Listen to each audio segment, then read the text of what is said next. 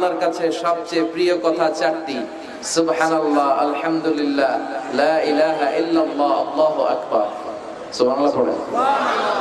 এই তাসবিহগুলো লোকজন পড়তে চায় না। আর সবচেয়ে শ্রেষ্ঠ জিকির হচ্ছে আফদালু যিকরি লা ইলাহা ইল্লাল্লাহ।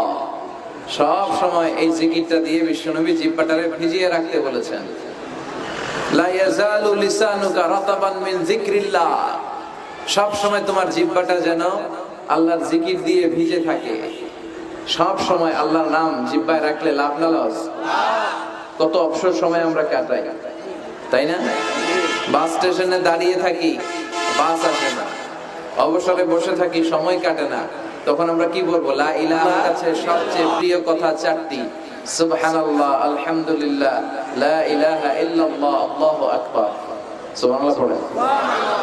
এই তাসবিহগুলো লোকজন পড়তে চায় না। আর সবচেয়ে শ্রেষ্ঠ জিকির হচ্ছে আফদালু যিকরি লা ইলাহা ইল্লাল্লাহ।